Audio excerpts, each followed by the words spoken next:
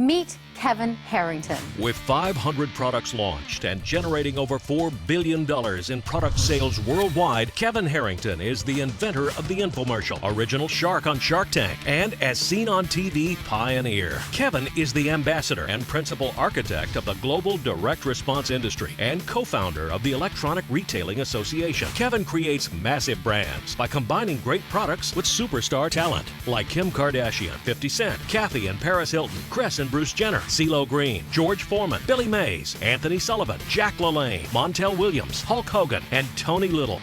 My brand now is worth over $3 billion. So my advice to everybody, if you even have an idea, you'd want to go to Kevin Harrington. Based upon his massive success in pioneering the infomercial industry, Kevin was selected for the ABC hit TV show Shark Tank, where he appeared in over 150 segments, also currently running on CNBC. Kevin has appeared in numerous television segments: CNN, Fox Business, Bloomberg, Jim Cramer's The Street, MTV, Good Morning America, CBS Morning News, CNBC Squawk Box, Entrepreneur, Fox and Friends, Bethany, and The View. Kevin Harrington. Hey, Kevin. Thank you for having me. Kevin was awarded the ERA's Lifetime Achievement Award for his monumental impact on the industry. Kevin is the author of Act Now, How I Turn Ideas into Million-Dollar Products. Kevin is inventor of the infomercial, original shark on Shark Tank, as seen on TV pioneer, and the billion-dollar man, Kevin Harrington.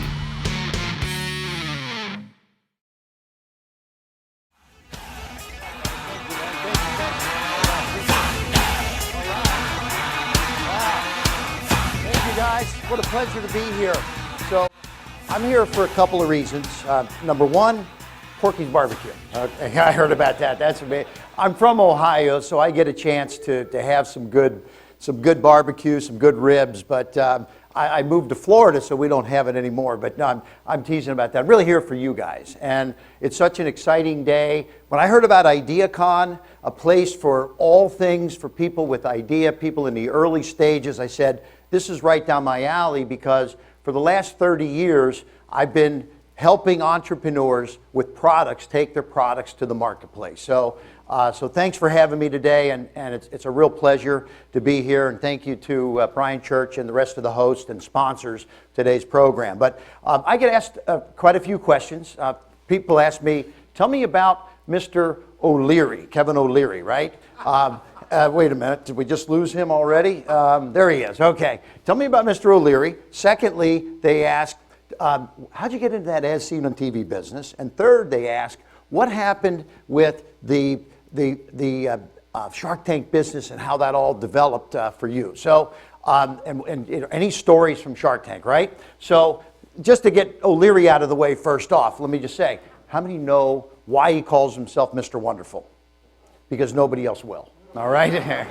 No, he's crazy. I mean, it's an amazing guy. Actually, a good friend. I talked to him just yesterday. He's got all the sharks. I mean, I did dozens of deals on Shark Tank. O'Leary's got more than dozens. I think Cuban's got somewhere around 60 plus deals. So it's been a real fun time handling, being on the Shark Tank and putting deals together and working with the products that come to the show. And I'm also hearing I'm going to see some cool stuff today, right? Is that part of the, we're going to take some pitches, right? Okay, great.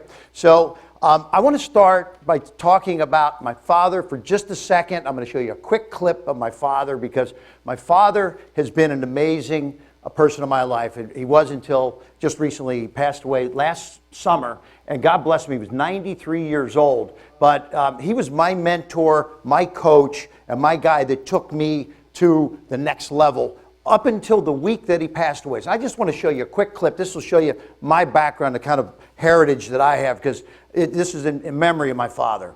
He was nicknamed Cincinnati's greatest fighter pilot by a newspaper during World War II. Today, Charles Harrington was given a 90th birthday party by his friends and family. Harrington flew 150 missions in the war, nearly double the average. He was shot down 3 times and earned 14 medals, including the Distinguished Flying Cross. Harrington flew over Italy and Africa. Once we got there, we reversed the whole war. The Germans were getting close to taking the Suez Canal, and we're down in Egypt, and when we came in, we took control of the air, and from then on, the Germans were in retreat. Except for that great hair, he looks the same. Befitting a pilot, Harrington's 6 children, 11 grandchildren, and 3 great-grandchildren gave him this happy birthday message from the sky. Happy birthday, Mr. Harrington. Pretty cool. All right. Well, let's give my father a round of applause. God bless him. I get choked up when I listen to that. My father, the week that he passed away, he's telling me, I saw that last spot that you produced. He said, the call to action came in a little bit late on that commercial, right? I'm like, Dad, you're 93 years old, and this is amazing, right? So I was lucky to grow up in an entrepreneurial family, and I believe I've had coaches my whole life. I use mentors. I have financial coaches and operational coaches and all of that. In fact, I got to show you a couple things here. You've seen the Cat in the Hat series, right? I got this at the airport recently. This is what most kids had when they were going through grade school, right? Maybe 3rd grade, right? But my father gave me a different set of books, and so I grew up with books like The Cat in the Hat creates a product line of other hats for other cats, okay? How about Harry Potter and the mystery of intellectual property, all right? And how the Grinch stole your new product idea, okay? I mean, so what an advantage I had as a kid getting a different education. And to give you an example, here I was 11 years old, and my father had restaurants, and he had barbecue joints and rib places and supper clubs, lobster houses. And so at 11 years old, he had a steakhouse. When I was 11, I went in, and I'm dishwasher, bar back. I became an assistant chef. I said, how do you become an assistant chef at the age of 11? Well, your father owns the restaurant, the chef doesn't show, and you're assisting your father flipping the steaks, okay? So, that's welcome to the world of entrepreneurship. How many are entrepreneurs in here? All right, just about everybody. I love it. So here I am. My father says, look, I'm running around. He says, the beer truck guy's delivering beer today, kegs of beer. Just count how many are coming in, because I want to know when he's done, he's going to give us a bill that's an honest count. So the guy brings in 2 kegs of beer, takes 2 empties back to the truck, two in, back and forth. There's 12 kegs coming in. And just then my father comes walking through the kitchen as he's walking back to the truck with 2 empties. And my father says, wait a minute, hold on a second. And I said, Dad, what's up? He says, I want to know, what's that under there, sir? And my father takes 1 empty off, and as this guy's going back to the truck with what I thought was 2 empties, the bottom one is full. And I'm like, wait a minute, he's stealing, he brings 2 full ones in, 1 full one and 1 empty back. He's stealing beer. And my father's like, calls his boss, they fired him on the spot. And I'm like, Dad, how did you realize this guy was stealing kegs of beer? He said, the bottom barrel was sweating. I could tell it was cold with beer in it. And so you've got to keep your eye on every aspect of this business. And this is me learning these things at 11 years old, right? Well, then one night we're closing up. It's 2 in the morning, and my father, myself, and the chef were walking out. And the chef's got a garbage, a box of garbage that he's taking, says, to the dumpster. And my father says to me, I've never seen the chef take garbage out before, and it's at 2 o'clock in the morning. What's he worried about garbage? What's in there? Boom, bunch of steaks. So I'm like, this is like, think about this. Here I am at 11 years old, learning the chef stealing, the beer truck driver stealing, we caught the busboy stealing steak knives, and I'm like, I was really learning quite a bit. So I had a very fortunate background, and this is what got me to be a transition for me to become an entrepreneur. So my first business was a heating and air conditioning company. And I was a freshman in college, and it was heating and air conditioning, and I'm selling furnaces. And just to give you an idea how that worked, because I started from scratch. So how do you start a heating and air conditioning company from zero as a 18, 19-year-old kid? Well, there was a list that came out every single week, and it listed every new real estate transaction in the city of Cincinnati where I'm born. And so every new homeowner was listed. We cross-referenced it, got a phone number, had a couple telemarketers that called these people and said, hey, congratulations on the purchase of your new home. How would you like a free furnace cleaning? And by the way, maybe a safety check along the way, because you're going to fire that furnace up when it gets cold. You better get a safety check. We provided that free of charge. But then I went out with the furnace cleaner and got a chance to offer one of the new spark ignition technologies, which was much more efficient than their existing furnace, because everyone had a pilot light up to that point. There was a new technology that was going to save 20% on your energy bill if you switched over. So we were selling 10 furnaces a week, and this is back in 1979. All right, so this was my, the entrepreneurial encouragement that I had. I was so lucky to have that, and that's why I think I'm so excited for you guys to be able to have encouragement and mentors and a one-stop center for your business and your products that you're bringing to the market. Because, when you think of IDEAcon, it's sort of like a one-stop center. And this is what I ended up doing myself for small business owners, and this is my next step, my next evolution. So I sold this business to one of my employees because it was very labor intensive. I didn't really want to be a heating and air conditioning guy the rest of my life. So after selling it, I had some capital. I was a young kid, and I'm like, what do I want to get into? That transaction that I went through was very enlightening for me, and I was dealing with a business broker, and I said, you know what? I love this kind of business brokerage idea, and the reason being, it gave me a chance, as I'm looking at this business broker, he's got the stacks of hundreds of businesses for sale sitting on his desk. And I'm like, well, let me see, what's the flower shop look like? What's the car wash look like? What's, you got delicatessens, you've got, I don't want to be in the restaurant business, right? Okay. I learned that already from my father, that was a tough business. So I ended up, this is the transition that I used to get to the next step, and it was called the Small Business Center.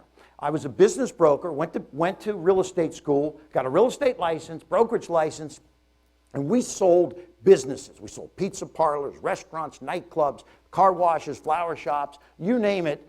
But we'd be sitting at the closing table, and now the new owner just took possession of the business. What are you going to? Are you going to incorporate? Are you going to be a sole proprietorship? What kind of insurance are you going to use, et cetera, et cetera? So I said, you know what? Let me start this small business center, which is a one-stop center for every small business in Cincinnati. And I leased the whole floor of an office building downtown Cincinnati, and the business brokerage was in the middle. We had a lawyer, an insurance agency, a graphic artist, advertising agency, et cetera, all the way around the horn, so that we can now not only sell you the business, but we could incorporate you, we could do your insurance, we could do your accounting, we could do your books, records, advertising, graphics, new menus, whatever it was you needed, we were there for you. So this was my amazing transition into this, this coaching and mentoring for small businesses, and I had a really good couple of years doing this. We sold hundreds of businesses, and so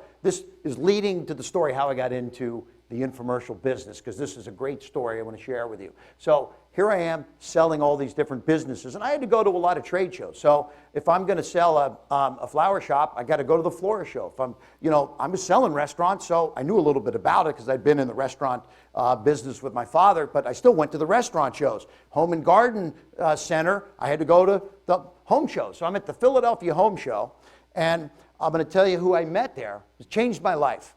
And that's what this business is all about. Sometimes meeting one person can change your life. And today, hopefully, there's going to be some life-changing experiences for each and every one of you here. So I just have to frame this, because this is now 1984. And how many remember television in 1984? Did a few of you? Okay, right? Not everybody, but today you got hundreds of channels. Back then, 30 channels had just launched. And this was the very beginning of cable television, okay? I see you nodding your head there. There was, prior to 84, there was like 5 channels: ABC, CBS, NBC, Fox, and PBS. So all of a sudden, it's 1984, I get a chance to get cable. I own my own house. And I turn on Discovery Channel, and for 6 hours, Discovery Channel had bars on the screen. And I'm like, hey, I'm paying for 30 channels. But why is Discovery giving me this for a big part of the day? So I called the cable company, and they said, well, there's one reason. Discovery is only an 18-hour-a-day network. I'm like, what do you mean an 18-hour-a-day network? They only have enough money to program 18 hours a day. They're dark the other 6 hours a day. So I'm like, well, wait a minute. That sounds like an opportunity. So here I am, the entrepreneur, and I'm looking at all this dead air time. And, I mentioned I'm at this Philadelphia home show. So there's this guy, I'm a young entrepreneur, full of curiosity. This guy's got a knife in his hand. He's cutting through a Coca-Cola can. And he says, I'm going to go through a muffler. Now I'm going to go through a pair of sneakers. Then he takes it and goes through a hammerhead. He says, I still haven't dulled this knife. It's called the Ginsu knife. Okay? And I'm like, what are you doing? So what are you doing here? He's selling a 10-piece set of Ginsu knives, and people attack. There's 10 people standing there. 8 or 9 of them bought the knife set. And I'm like, that was the most amazing pitch I've ever seen. And so before I went to get to talk to this guy. His name turned out to be Arnold Morris. So I said, I got to talk to this guy. But before I got to him, he'd grabbed another group of people. He's got 15 people, and doggone it, but 13 of them bought the knife set again. And that's when the light bulb went off inside my head. And this is, again, meeting a person by chance. There I was, but it wasn't necessarily by chance. You have to program your chances, because I'm going to talk about how I program the chances that I get like this in just 1 second. But I met Arnold. He got on break, and Arnold said, Kevin, I've been selling this Ginsu knife for 30 years. And I go from here, Philadelphia home show, I'm going to be at the Iowa State Fair next week. I do 40 weeks a year. And I said, Arnold, I got a great idea. I said, we do this.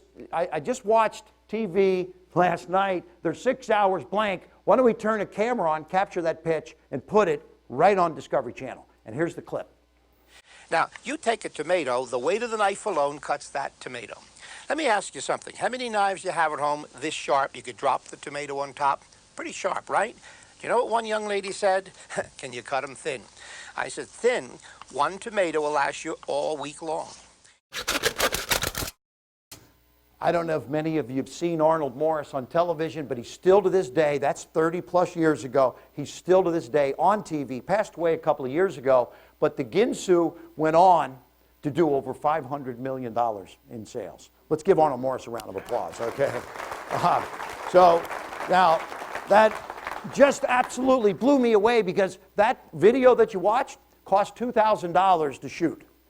Now, that's a pretty good return on investment, I think, when you think about it. I mean, this was, now, just so you know, Ginsu ended up, I didn't actually own Ginsu. I don't invent products. I license them, I partner, I do deals. It's like, today it's called Shark Tank, that someone comes on with a product. I partner with people, but that Arnold didn't even own that. You know who owns Ginsu? Warren Buffett today bought the company that makes Ginsu. So, so there I was, and little did I know, Berkshire Hathaway owns the brand. But so we take it and run with it for many years and make a business together. And so today, I now like to partner in a better fashion, because I'm sad to say, I don't own the Ginsu. And back in those days, we didn't own a lot of the brands that we did, because people came to me and said, hey, I've got a brand, you're in that TV marketing business, let's partner in some fashion. So, but what did we do after we took it all across the US? We then went all around the world with it, because if there's bars on the screen in the US, you're probably going to see them also in Europe, you're going to see them in Latin America, Asia, and Middle East, etc. So that is the progression that I had. So we took Arnold, and we took Tony Little, and we took Jack LaLanne, and we took all these guys and took them and dubbed them into foreign languages. We dubbed them in Swedish and Dutch and German and Italian and Japanese, and launched them all around the world. And that business became a $500 million a year company based out of Philadelphia. It went public. It was on the New York Stock Exchange. The stock went from $1 a share to $20 a share. So this then catapulted myself in a great way into the forefront of the as seen on TV industry. And so now I'm going to transgress to, how did I get that phone call? What was the big changer? Arnold was a big changing point in my life. Arnold also said to me, by the way, when you were at that Philadelphia home show, did you meet the guy that was 2 booths over, Billy Mays? I'm like, no, I didn't see Billy, okay? Like, wow. He says, well, let me introduce you to these guys, but if I introduce you to these people, will you give me a commission on anything you do with them? And I said, absolutely. So Arnold made millions and millions of dollars just making introductions to people that already had other products also. So that was very exciting. So I'm sitting there one day, and I get a phone call. It's Mark Burnett. And Mark says, Kevin, it's Mark Burnett. I don't know if you know me or not. I said, Mark, I think I do. You produced that show, Survivor. This is 2008 now, 8 years ago. And he said, I want you to come out to LA. I'm shooting a new TV show. I want to see if you're interested in being on that show. And I said, Mark, I said, what's the show? Give me a little bit of, advance notice on it. He said, Kevin, it's called Shark Tank. I'll tell you all about it when you get here. I said, Mark, I'm not coming. He said, why? I said, you do that show Survivor? I know what you do to those people on the island. I'm not getting involved with Shark Tank, okay? Like, I said, they're going to put me in a tank or something, right? Like, he said, Kevin, no. It's a business show, okay? So it was crazy. I'm like, how is Shark Tank a business show, all right? And so he said, well, let me explain. There's going to be 5 sharks in front of the room, and people are going to come out. Now, by the way, there's a curtain in front of us. We don't get to see what it is. And now, once they pitch, they get 3 minutes to pitch, and you have 5 minutes to make your mind up on whether you're going to invest in their business or their idea, their service. And I said, Mark, I've been doing that now for many, many years, dozens of years already. This was back in I started obviously in the mid-'80s, making my mind up. I mean, I leave here today, and I fly to Chicago. I'll be at the Chicago Houseware Show tonight, and tomorrow I'll be on the showroom floor keynoting all of the people at the Houseware Show for their business, because this has been a really big part of my life. Housewares, think about from knives. We've talked about, Jack LaLanne and the juicer. I even did a houseware product with George Foreman, and George Foreman is an amazing guy. So what happened was, I now am sitting there with Mark Burnett. He says, you're going to come on this show. We love your background. And I said to Mark, I said, I have to ask you a question. How did you end up finding me, and why did you pick me? And Mark said, Kevin, it's very simple. He said, you, much like the other sharks, have become what he called a key person of influence. And he said, you've been in the very top of your industry. And, there's certain people that have reached that pinnacle of their industry. And, you've heard the 80-20 rule. 20% of the people get 80% of the action. There's a 5%, 95% rule.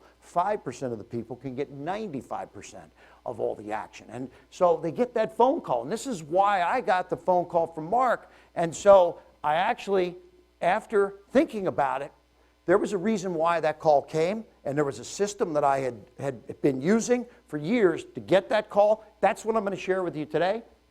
And it's 4 easy steps. And actually, there's a 10-step process. Today I'm going to share it with you because I ended up writing the book on it because I said, anybody that's in the business of entrepreneurship, in the business of launching their own product, needs to know how to become a key person of influence, because you deserve it. You deserve it. Any entrepreneur can promote their business. And by the way, what I did with Mark Burnett to get him to make that phone call, everything I had done was free. Didn't cost me anything, because I was promoting something at the time, and I'm going to share with you that in just a second. But let's start with the 4 steps, and that's what I'm going to share with you guys today, because I'm really excited about this 4-step process. So the first step, and I shared it with you kind of already, and I said I was very curious as a young entrepreneur. Why did I get into business brokerage? I wanted to see what was going on with hundreds of businesses. I wanted to, when we would sell a business and we had stacks of all the finances, we knew the percentages of food cost, of rent, what was the lease terms. We had all this information about hundreds of companies. This was curiosity overload for me. I didn't want to own any of those businesses. I wanted to sell them, but I wanted to learn while I was selling them about what are the trends and what are the businesses to be in, right? So this curiosity overload was fabulous for me. So I went to literally dozens of trade shows back then, and this was back in the mid-'80s, the late '80s. In fact, Chicago Houseware Show, my first year was 1986. I've been to 29 out of 30 houseware shows in the last 30 years. And I was deathly ill one time and couldn't make it, but I never missed the houseware show. But I don't miss the hardware show, the automotive show, the pet show. I'll be at Global Pet Expo on March 16th through 18th in Orlando in 2 weeks. All right, we got some pet fans over here. Great. So I'll see you there. I love the golf show in Orlando, the PGA golf show. I'm not good at golf, but I love to play. So, but you know, the beauty shows, et cetera. It's curiosity overload. And you know what I do at these trade shows? A couple things. And I'm going to give you one tip that you may, it's easy to think, oh, I'm going to go looking for new products, yeah? But there's usually a new product showcase at these shows. So find that. And there will be a new product showcase tomorrow on a special part of the pavilion at the houseware show. I always hit that. Secondly, I go to the media room. And by the way, do you know there's going to be 230 media at the Global Pet Expo, right? And think about that. Where do 200 media people come from for the pet industry? Well, you've got TV channels, you've got USA Today, New York Times, Wall Street Journal, and you got all the pet trade magazines and industry trades and this and that, and it's global, the pet industry. This is the Global Pet Expo. So I'm going to be hitting the media room at the Global Pet Expo, networking with all the media and asking them, first thing I ask them is, what's the hottest thing you're going to find at this show? And right away, each one of them has 5, 6, 8, 10 different things. So they give me what they're interested in. And then I get their card because now I get to pitch to them what I've got. And I've got about 4 or 5 pet products that I'm involved with right now. So one of my buddies, Harrison Forbes, is here somewhere in the studio. And he lives here in Nashville, Franklin. And Harrison and I are launching a lot of pet products together. So I love to partner with the right folks. So this is curiosity overload. Just one last thing. It's easy, go to trade shows, network. But this morning before I came here, I got the sheet on the top selling products at Amazon today. I've already reviewed that. I already know what's hot, right? Last week I found one of the top selling products is emoji golf balls, believe it or not. I mean, I'm a golfer and it's crazy. It's like it's going to be a cool gag gift. But when you go to these places and look for the hottest selling products, and just last point on curiosity is the directory of mail order catalogs. So this is a directory this thick. It lists 1,500 catalogs. I mailed 20 years ago a letter to every single catalog company in America, said, please send me your catalog. I'm an avid catalog buyer. So to this day, I get 1,500 catalogs in the mail on an annual basis. Some of them send them quarterly. And by the way, they all come in the fourth quarter. So at Christmas time, around December 10th on, I get a stack like this. My wife's not too happy because she calls it junk mail, okay, right? But for me, it's research. I take the 1,500 catalogs, I put them pet catalogs, hardware catalogs, houseware, beauty, golf, boom. So now, when somebody comes to talk to me, let's say they got a hardware product. I've done a lot of hardware stuff. I've got a product called the dual drill, a double-headed drill, the dual saw, 2 counter-rotating blades that spin next to each other. So I do a lot of hardware. Hardware product, person comes in, I take 65 hardware catalogs, I get a chance to go through each and every one of them to see what are the trends, what are the price points, what are the retail packagings looking like, and you know what I really look for?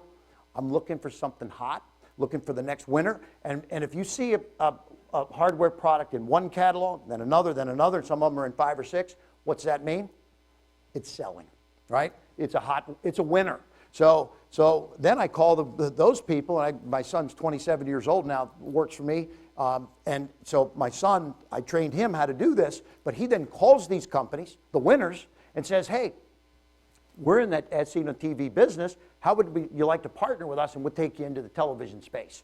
And so and they're, 50% of the people that have a hot product in a catalog have never gone to shopping channels or television in any form whatsoever. So this is one of the ways we find products on a daily, weekly basis. So this curiosity overload introduced me because I went to the fitness show. There's my buddy Tony Little. I didn't know if I was doing all houseware stuff in the beginning.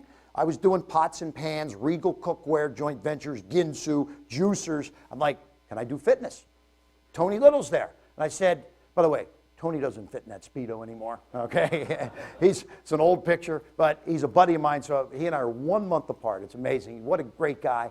Buddy of mine, I saw him last week at a trade show, believe it or not. And so when I met Tony in 1989, I said to Tony, what do you do, Tony? He said, I'm a personal trainer to bodybuilders. I target train them. I teach them if they got a 6-pack, they want an 8-pack, I teach them how to get that 8-pack.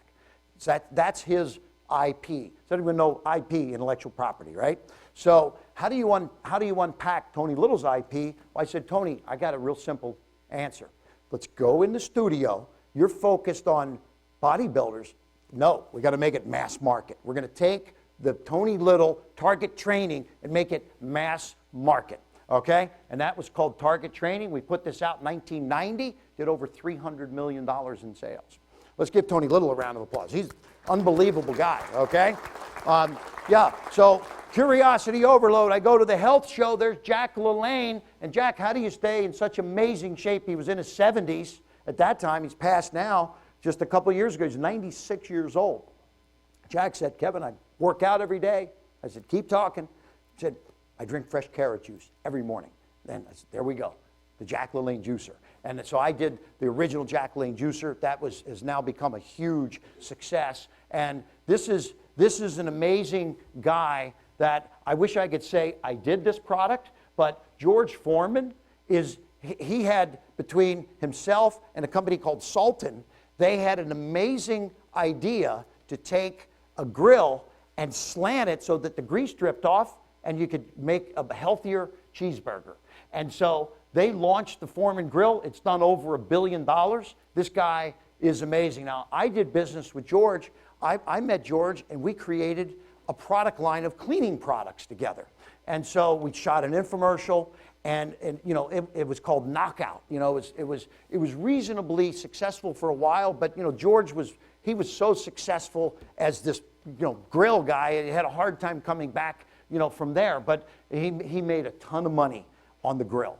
And you know, it's the one that I didn't do, right? So you know, here's one that I got involved with on the periphery. How many have seen the Snuggie, right? The blanket with arms. I mean, if a blanket with arms can be, this sold, by the way, 30 million pieces, okay? I mean, this is done. Scott Boylan from All Star Marketing, I was with him last week. He and I then, I did the Snuggie 30-minute infomercial, right? So, it was an amazing situation, but you know, I have to say, this is where, wrapping up step number 1, curiosity overload. How can you use curiosity to define more opportunities in your business and in your area? So think about it, focus on it, and maybe hopefully some of the things we've talked about here can be helpful for you. So that's step number 1. Step number 2, I say you got to build your dream team and create a powerful marketing and sales plan. And part of my dream team when I was 11, I realized my father was going to be part of my dream team forever, but that, you know, that was a tremendous asset I had. But I'm talking about mentors and coaches in your life. And, you know, I'm a marketing guy.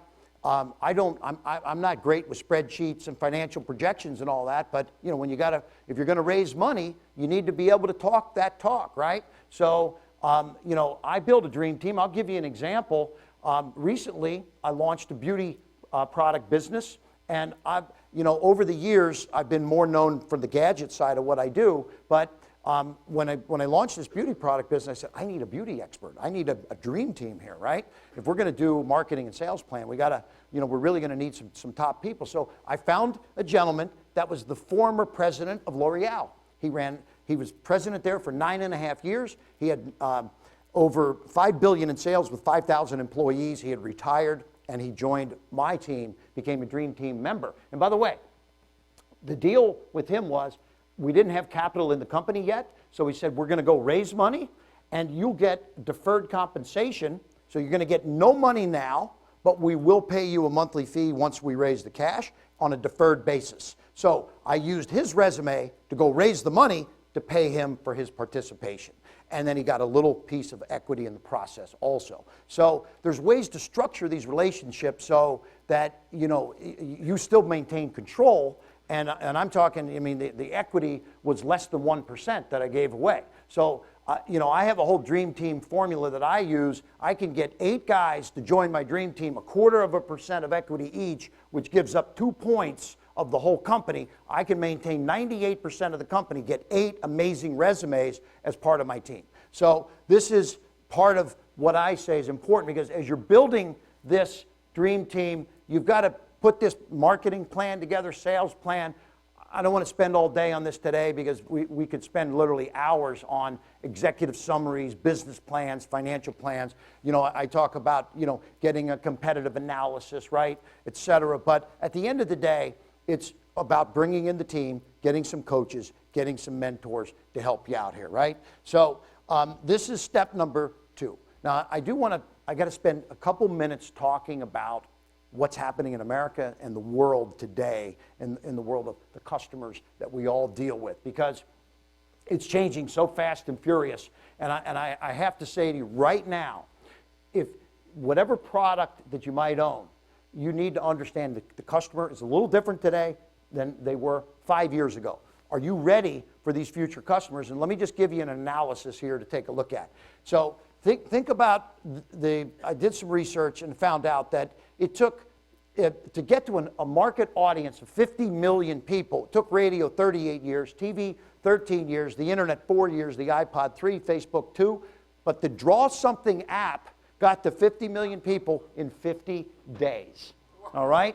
All right? So is the world changing, right? Here's a guy that got to 1 billion people in 6 months, okay? The Psy guy, you know, he dances around. And by the way, he didn't get to just 1 billion, he got to 2 billion. He broke YouTube's code. YouTube, when they first launched, only went to 2 billion, the counter. They said no one's ever going to get past 2 billion. Well, this guy did. And you know how he did it? This is what I'm talking about. New media. So everybody sitting here today has to understand the opportunities that are out there. In the old days, we ran on ABC, CBS, NBC, Discovery, a couple networks. It was, you know, it was literally a few channels that went to millions of people. Now it's millions of channels going to a few. All right? How many have heard of the girl Michelle Phan? Does that name ring a bell? 1 girl, 2, 3, 4. Okay, very few of you though, which is interesting, because she started doing makeup tutorials in her kitchen on her iPhone, and she's worth $84 million. All right? Why? New media. How many have heard this one usually get more people? Dollar Shave Club, right? $4,500 video, $600 million business, right? How? New media, all right? You know, viral. And so this is where you've got to get your mindset, and I'm here today to deliver the message. I'm just the messenger, okay? Because I'm the guy that does as seen on TV, but television viewership is down by 50% in the last 10 years, right? Millennials are I have a 27-year-old and an 18-year-old. My 18-year-old is always on this. And by the way, the U.S. consumer now spends more time on a daily basis on their apps than they do watching TV. Talk about a transition. My sales used to be 10% internet, 90% TV. It's now 50 to 60% internet and mobile.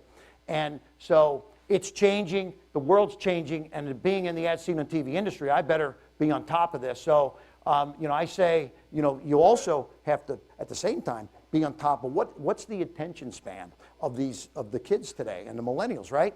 You got an iPad, you got an iPhone, you got Instagram, you got this, you got that. Like, the attention span has dropped so bad, it's about the length of a goldfish now, okay? I mean, this is true. It's a true study by Microsoft that in the last 5 years, it's gotten down to, it's 8 seconds. So, you know, these people that are going to be pitching, I say you got 8 seconds to get our attention today, okay? So we're going to talk about how to do a perfect pitch here in just a minute. So, you know, Google Fiber is going to be 10 times faster, and it's hitting market after market after market. Can you imagine 10 times faster than right now?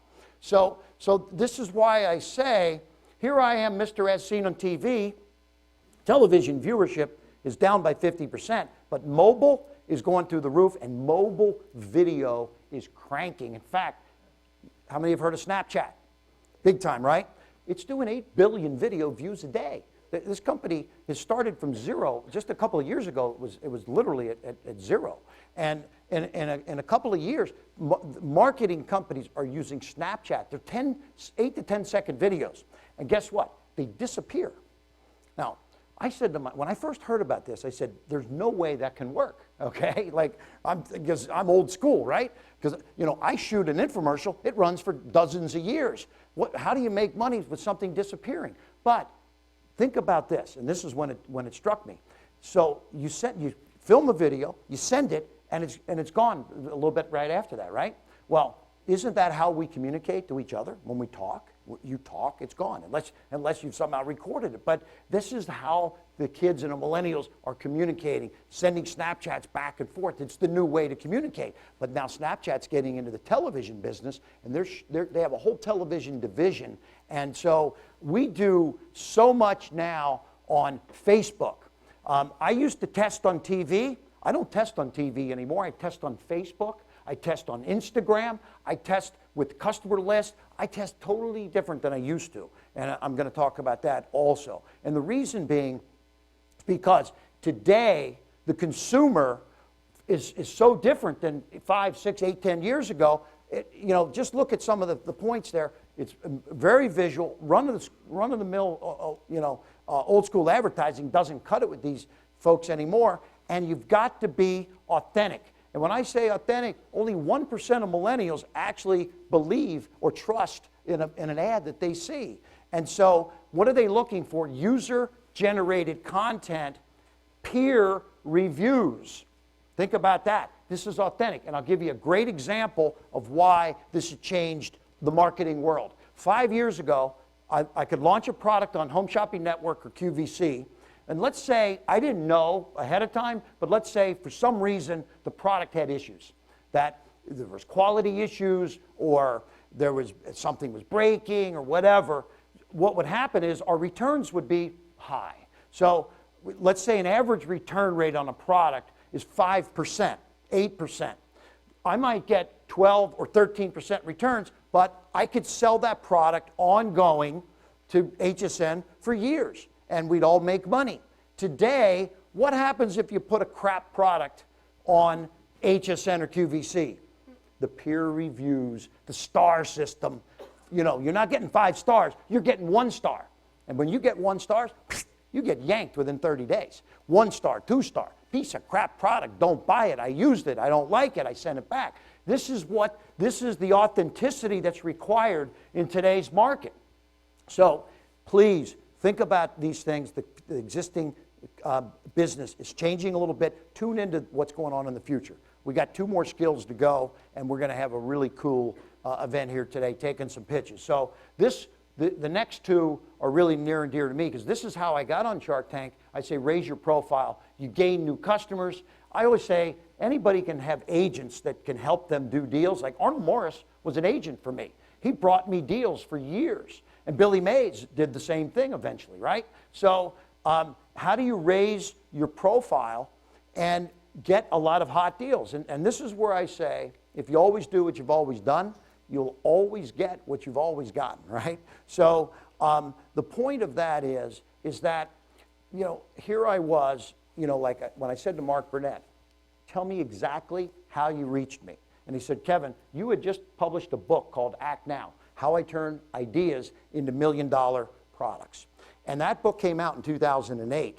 And I said, I got the promotion done for free. I went on a couple radio talk shows. There's 2,000 radio talk shows and channels in America today.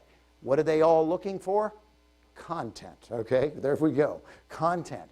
So I got on 1 show, 5 shows, 10 shows, 50 shows, 100 shows. Then those radio shows led to newspaper articles, which led to trade journals, which led to TV, which led to Mark Burnett is sitting there in 2008 on the internet looking for somebody in the as seen on TV business. And who did he kept seeing? Me, because I was promoting my book. So I say, it's not by chance that I met Arnold.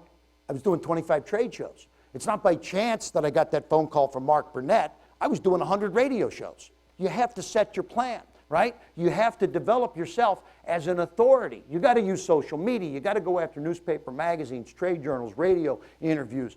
I do live podcasts every single week. Has anyone heard of Grant Cardone? Grant Cardone's a sales trainer, right? I didn't even know who he was a month ago. He invited me on a show, and he's got 800,000 followers, and now I think I've got 100,000 of those people following me now. And that's supercharging my business. So I do many, many trade shows and podcasts and live events and interviews. I was in Seattle yesterday or the day before. I lose track of my days, but when I was there, I went on on NBC station, KNBC up there, whatever the channel's called up in Seattle, the NBC station. So I go for these interviews, and I also, you raise money for charity. I'm involved in a pet project. We're taking a bus all around the country and visiting local pet rescue facilities and raising money for charity, but we get covered by the press in all these markets. So I also do a digital magazine. Now, this is an amazing thing. This is a quarterly magazine, but I get all the content for free because people want to get their message published. So I use a digital magazine to be able to interview some great people, but I also publish a lot of people's content in my magazine. And I use this to not only keep customers, but get new customers, build credibility. You're a publisher now. By the way, I got one guy that has done an amazing job putting his own digital magazine out. He was an investment banker, an investment broker rather, like a Smith Barney kind of guy, trying to sell people, hey, invest with me, right? So he was, every time he would call to get the big CEO, try to get through to somebody, the secretary's like, you're just some stockbroker trying to sell something, click, right? Well, that was happening over and over until he published his own digital magazine, and now he's a publisher calling to interview that CEO on his business acumen and put a story in his in his publication. And this doesn't cost, other than the time and effort to do it, a little bit of graphics. This thing is unbelievable in building your brand. So think about how you can use this, because, by the way, this is where I say it's not the old media anymore.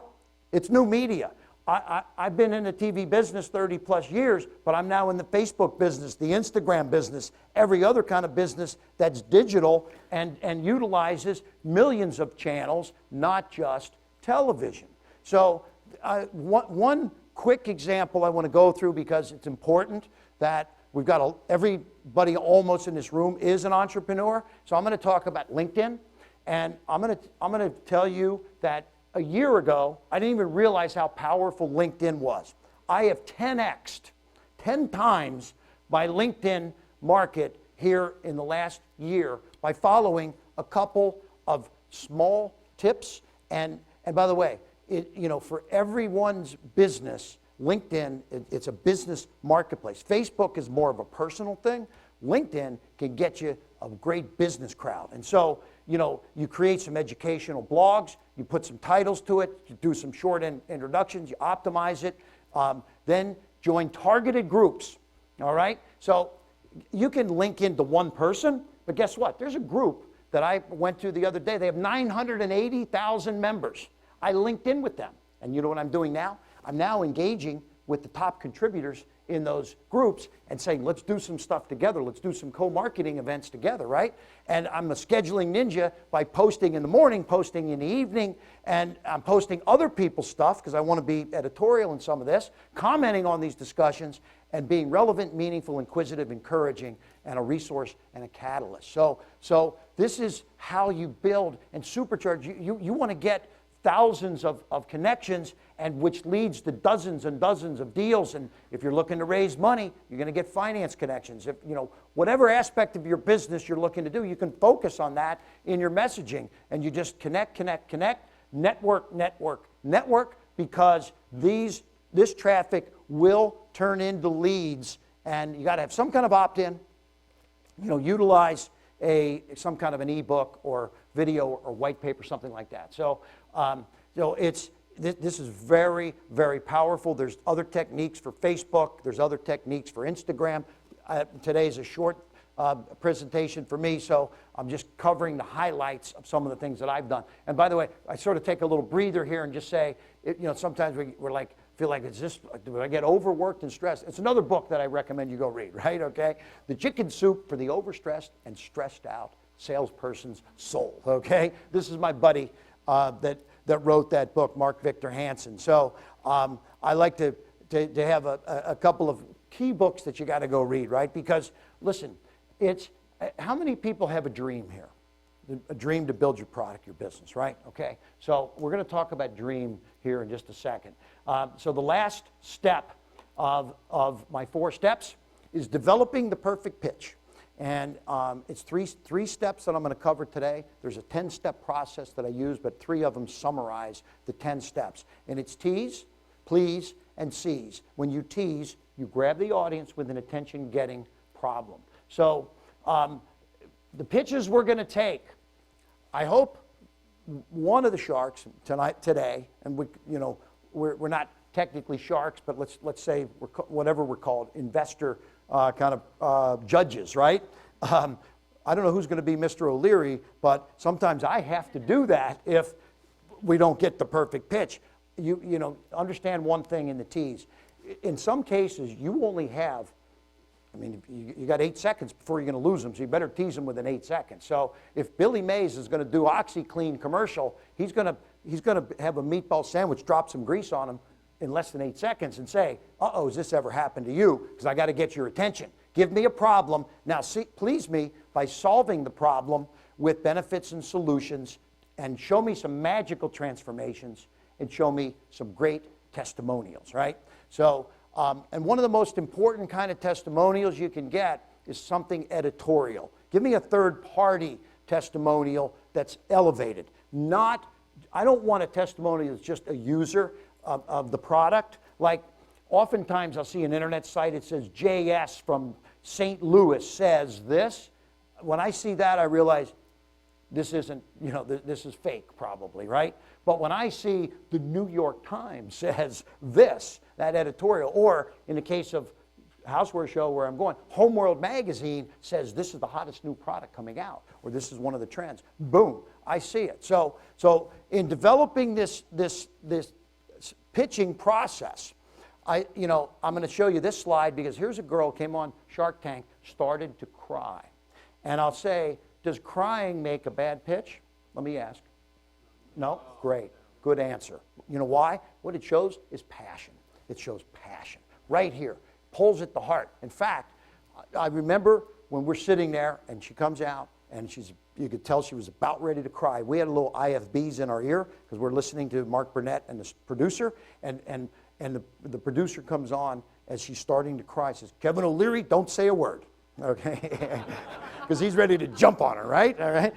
Why? Because they wanted to feel that emotion and that passion. That's where it all starts, that passion for the product, right? So I'm going to show you a couple clips. I'm going to show you a couple things. I'm going to ask, do you think these are perfect pitches? And then we'll review afterwards. So this is the first one. Watch this. Now you can put on your favorite music and have fun dancing all those extra inches and pounds away. Presenting the one-of-a-kind, low-impact, calorie-burning, muscle-toning, total body exercise that's fun, fast, and easy. The revolutionary new Twist-A-Sizer from the man who got the whole world twisting, Chubby Checker.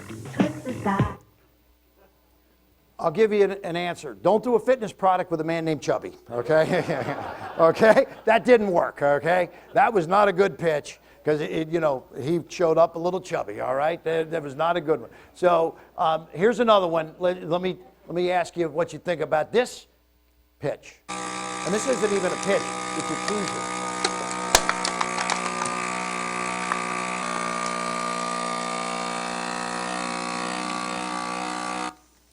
How many have seen that product before, the Food Saver? I call it the $1 billion sound. You know why? A gentleman walks in my office. He's sitting out front. My assistant secretary came and said, hey, I've got this guy. He's got this machine. Sells for $300. He wants to pitch you this product. And I'm like, okay. I'm like, that sounds awful expensive. Comes in my office, sets it on the desk, and does exactly that. Crushes a Coca-Cola can. And I said, so what is this, a Coca-Cola can crusher? Okay? And he said, no, it's called the Food Saver. You buy in bulk, re-shrink wrap it, bacon, cheese, etc. And we did that show. It's a $1 billion product. So that demo, they've used now for almost 30 years. We did that in 1986, by the way. So 30 years, it crushes that. Why do they do that? It shows the power. It's a commercial quality crushing device, right? So this was an amazing success, and it starts with that tease, right? So, so that's, you know, building that tease. And so this is where I talk a little bit about Shark Tank. I'm going to show you a clip or so, because Shark Tank gets 45,000 submissions a year, but only 165 make it. So why? Because they don't have a perfect pitch. I mean, here's a guy he was a personal trainer. He says, I get a kick from motivating individuals to be the best they can be. I said, that's not a perfect pitch. Let's work on that. So I help people refine their pitch, come up with something better. Now look at the before and after on this one, because this is a magical transformation. I only do exclusive radical 12-week body transformations with business leaders, celebrities, and public figures who achieve amazing things at work, but ordinary things naked, okay? So this guy, this is Lazo. The change of that pitch was, you have to be qualified for me to want to work with you. In fact, his business now is 5x'd from where it was by just changing his little ad that he was running. And it's a much stronger pitch, because he makes you go through one of his other trainers before you can come to his program himself personally. So pitching is important, and this one blows me away. When I met Arnold, he said, "Did you meet Billy?" And I said, "I didn't see Billy at that show." He says, "Well, let's go meet Billy Mays. He's got a great automotive product." And I did Billy's first infomercial. So watch this and tell me if you think we nailed it. Here's Billy Mays. Thanks for inviting me. I'd like to introduce to you the Washmatic International. It's the only washing system in the world that works direct from a bucket. Boring, okay? I mean, I spent money to do that. This was terrible, okay? I mean, I hate to say it, but thank God Billy didn't give up after his first one. We're going to talk about giving up and not giving up in a second also. But God bless Billy, because I said, Billy, when I met you, you had so much energy. You were so excited. You were like the rock star. And then you show up for the shoot, and it's like it's like you were on Quaaludes or something. I don't know. It was like, I don't know what was going on. But I'm like, so Billy, but guess what? Billy, he kept working, and he got better and better. And by the way, I'm going to show you the last infomercial we did before Billy passed away. This was literally weeks before he died, and this show ran for years afterwards. Here to tell you more are Billy Mays and Anthony Sullivan.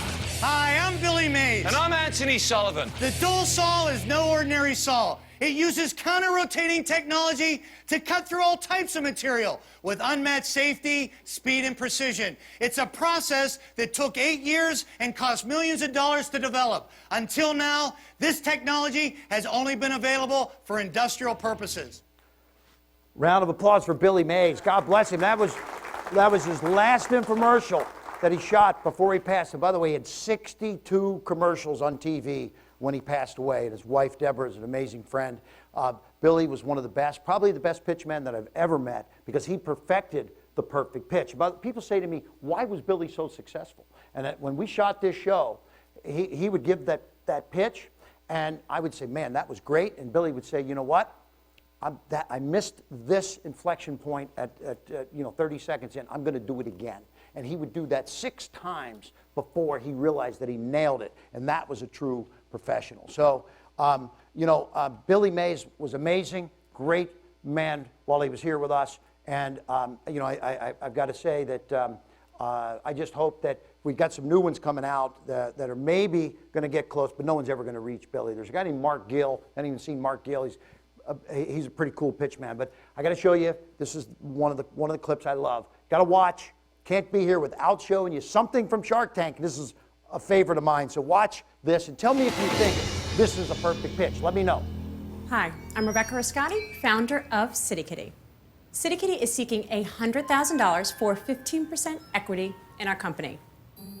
For the 200 million cat owners around the world, cleaning a litter box is a chore that we all dread. Litter boxes are germ breeding grounds. Kitty litter gets tracked everywhere, they stink up our homes, they cost lots of money to continually fill, and they cause fights in otherwise peaceful households because nobody wants to clean this thing. It's disgusting. And cat owners don't know there's any option. But there is. You can toilet train your cat with CityKitty. Take a look here.